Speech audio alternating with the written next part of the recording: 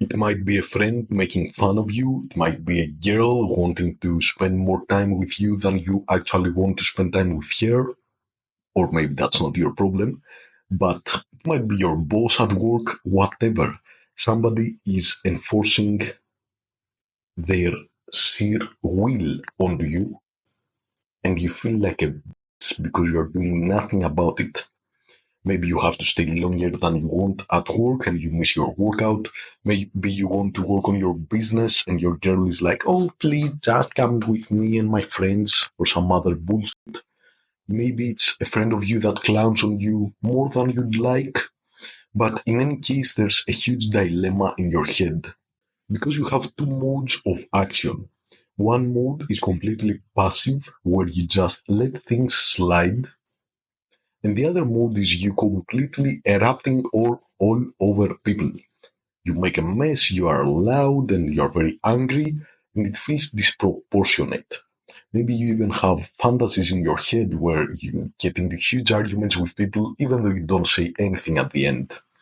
But in any case, there's a very large conflict in your head and a lot of bandwidth of your brain being used into making up scenarios about enforcing boundaries that you never actually enforce and about all the things you have done wrong because you went overboard enforcing a boundary that seems silly because it is actually silly because you just overreacted. Well, this is a huge problem. It was a huge problem for me and it's probably a huge problem for you too, and that is because we are not taught by an early age to enforce our boundaries. So this problem is twofold.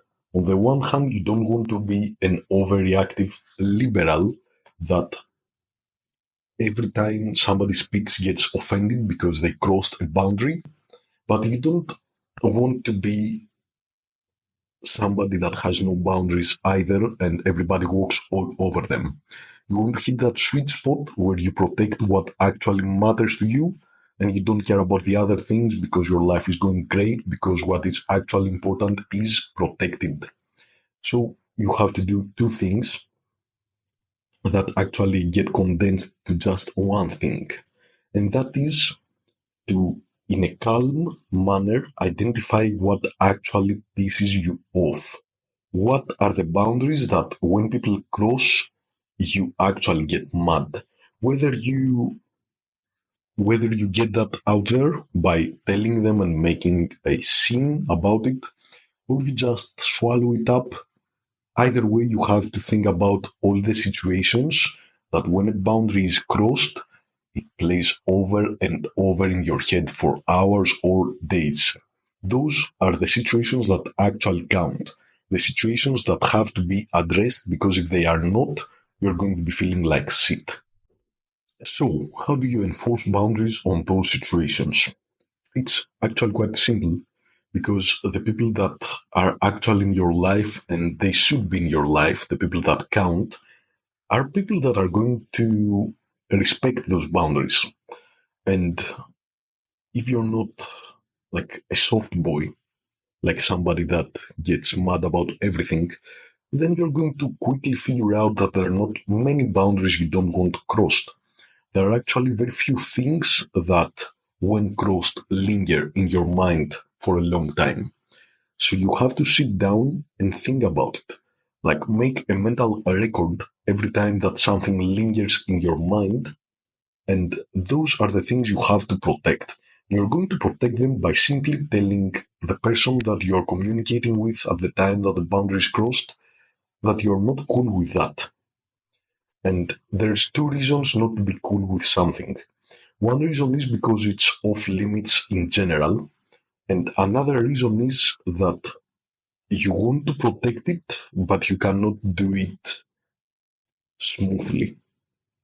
So let's say you want to stop drinking because you're going to the gym and you've been partying a lot, you've been drinking, you want to cut it out. And especially at first, it's going to be a battle internally. So what you really don't want is your friends pressuring you to drink. So maybe your friends do pressure you to drink and you actually drink or you don't, but you just get really moody about it because it's already very hard for you, well, then you should tell your friends that, all right, like I'm struggling right now with this, and I really want to stop it. I really want to cut it out of my life. So please do not like peer pressure me to drink because it really makes me feel like shit. And this is the kind of boundary where it shouldn't really be off limits for your friends to peer pressure you because you are a grown ass man. You can say no, and you can say no in a joking manner and in a manner that actually gets back to them when they make fun of you. You make fun of them, and that's the proper way to do things.